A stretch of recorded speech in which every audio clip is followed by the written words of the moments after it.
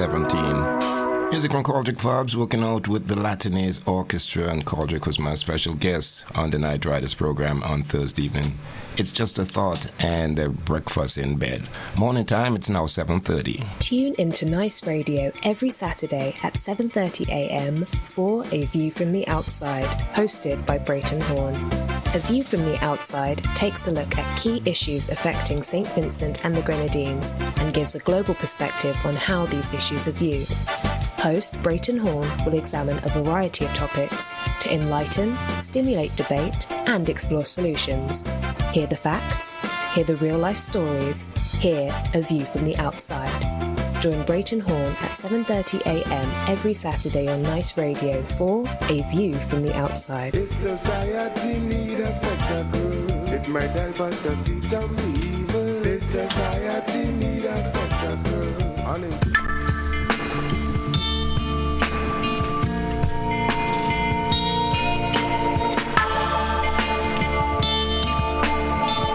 Saturday morning, it is the first one in 2017. As we say good morning to Mr. Britton Horn. Happy New Year to you, Britton. Good morning to you, Randy Dopwell. Happy New Year to you too. How are you, Mr. Dopwell? Doing great, doing great. Had a bit of pain over the last so many days, but been able to combat it. Probably got a cold in my right hand. Feel like some needles and stuff like that running through my hand, but working on it. So sorry to hear that. I'm sure that you'll get the necessary medical treatment to get it right.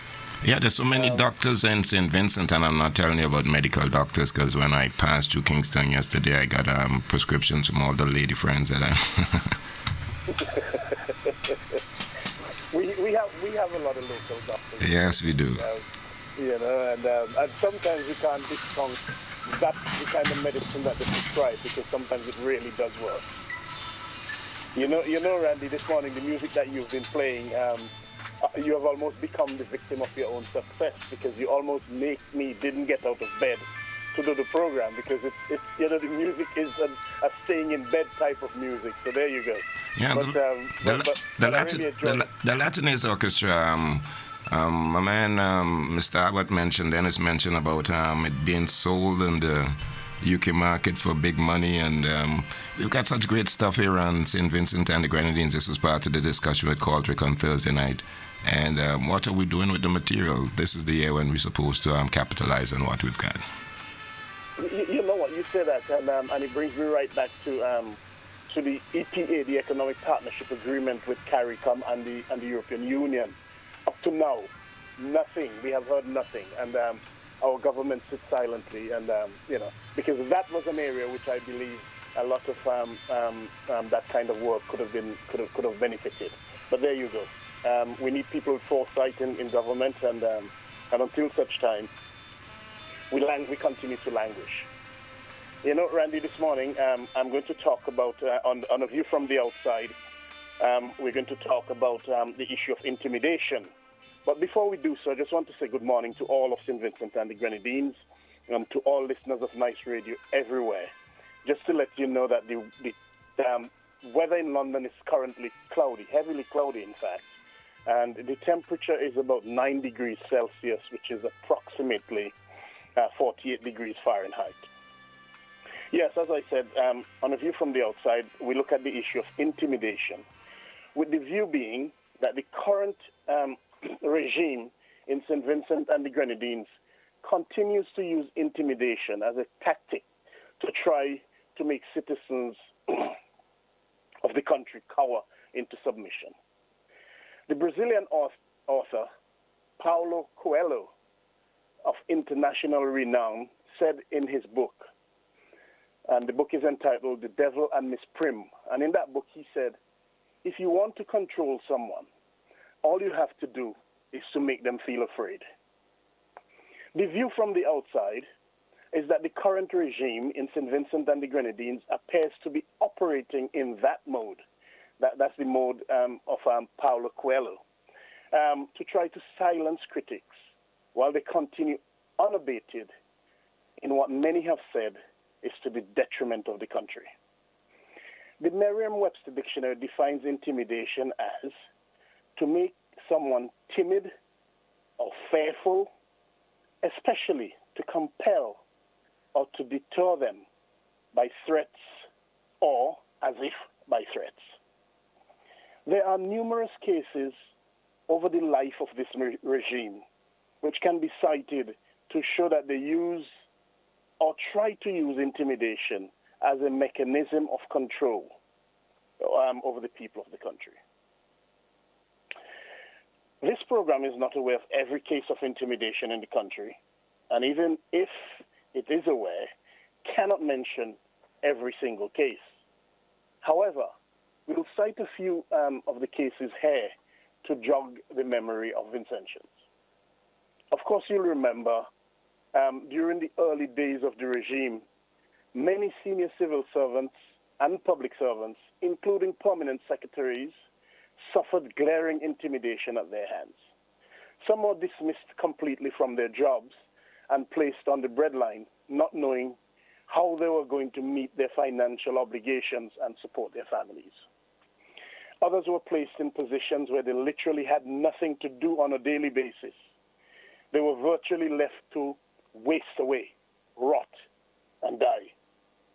Many believe that some actually died in the face of verbal and physical assaults by senior members of the regime. There are many others who have been targeted too. You'll remember the intimidation of Vinette Frederick, the then opposition senator and an outspoken critic of the regime. The vilification of her to issues contrived or otherwise. You remember how she was vilified for things like that. Her arrest, her rearrest. And one would remember the arrest of her nonagenarian dad. That is a man in his 90s, a man who is the oldest legal practitioner in the country. He was arrested defending the intimidation of his daughter. Anisha Batiste, a senior civil public servant, was suspended from her job, and then she was slapped with multiple charges, all because she dared to express her fundamental human right, that of freedom of speech, when she spoke for the no vote campaign in the referendum of 2009. There is also the case where the International Bar Association, that is the bar association which is responsible for barristers internationally, they had to write to the regime regarding the intimidation and threats made to two stalwart lawyers in St. Vincent and the Grenadines. And those two lawyers at the time were Nicole Sylvester, who's now deceased, and Kebacus Brown, as she was then. And the International Bar Association wrote to the regime outlining the different forms of intimidation and threats that were meted out to those two stalwart lawyers. You no doubt will remember when this regime made history and had the security forces manhandle the opposition in Parliament when they were bundled down the stairs and out of the Parliament building. To this day, at least one of those members, opposition members, the Honorable Daniel Cummins, has suffered a long-lasting injury. Then there's Bigger Biggs, a perceived supporter of the opposition whose multi-million-dollar business has been ruined completely and which left him, in fact, unable to provide for his family. Many believe that the reasons for ruining his business were contrived. The regime has since recanted, but to date, he has received no compensation for the ruination of his business. There's the vilification of Luzette King, and that vilification and intimidation continues, all because she dared to express her fundamental human rights by challenging the regime for the abuse of the Vincentian people. She has suffered humiliation, the humiliation of being arrested. She was charged, and to date, her matter is still to be ventilated in court, even more than 1 year after. There's Ben Exeter, a candidate for the opposition in the last general elections of 2015. He was arrested and charged for gun-related offenses. It is important to note here that he is one of the candidates from one of the two constituencies which are currently part of the election petitions in court. You remember that after much toing and froing, the case charges brought against him was subsequently discontinued when the prosecution, who represent the regime, failed to appear in court. The case of Otto Sam is a glaring example of how far the regime is prepared to go to try to beat the citizens into submission. He was a head teacher, formerly an ardent supporter of the regime, who dared to stand up against them in the same way he stood up against their predecessors. And it's important to note that the predecessors never in any way tried to curtail his fundamental and constitutional rights. But when he stood up to the regime, he was transferred and later dismissed, it is alleged, to humiliate him. The court ruled that his transfer was illegal, and so too was his subsequent dismissal. The court awarded damages to him, and as a further act of intimidation, the regime is appealing that ruling in court. Then there is the issue which is unfolding in Canawan, where the residents are denied access to the beach by foreign investors. They have spoken out about it, and they're adamant that their constitutional and fundamental rights are not interfered with. The latest in that issue is that two residents, Terry Bino and Andrew Foyle, have been arrested and brought to the capital, Kingstown, where they have been charged with trespassing with intent to annoy. For Terry Bino and the other residents of Canawan and all of the citizens of St. Vincent and the Grenadines, the struggle is real. The struggle continues. In addition to the scores of other known cases of intimidation, there are thousands of other Vincentians who continue to suffer in silence. Many have seen what has been done to others and have become afraid. They are intimidated, and as such, they cower and do not respond because they do not want a similar thing to be done to them. A view from the outside is that the time has come for Vincentians to cower no more. It is time to stand for others who are faced with the onslaught of intimidation. Stand before the intimidation is brought to your own doorstep. Stand up before there is no one left to stand up for you or to stand up with you. As you stand up, remind the regime of the words of Mo Ibrahim.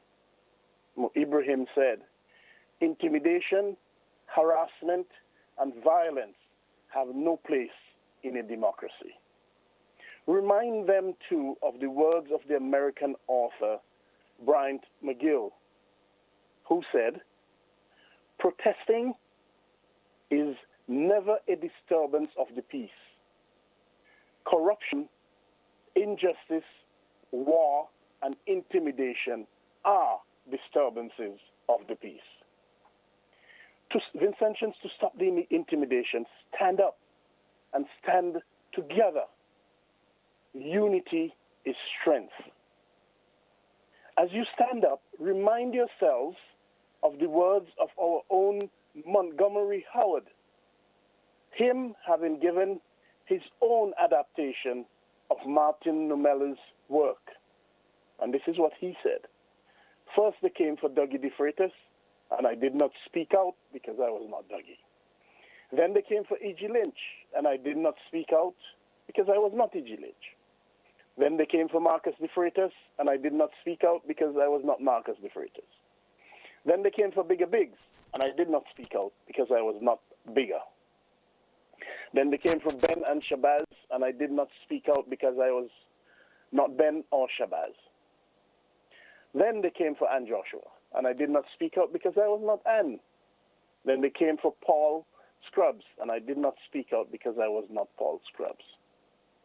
And I could add all of the other names who they came for, and I did not speak out because I was not any of them. Then they came for me, and there was no one left to speak for me.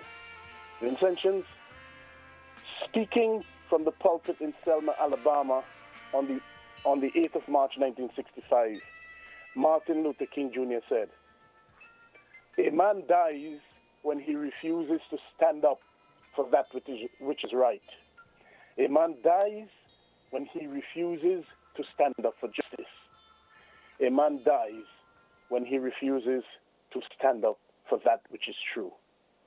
Our lives begin to end the day we become silent about things that matter." Vincentians, stand up. Randy, this is Britton Horn with a view from the outside, and reminding our listeners to send feedback to aviewfromtheoutside@hotmail.com. That's aviewfromtheoutside@hotmail.com. Randy, you have an enjoyable Saturday.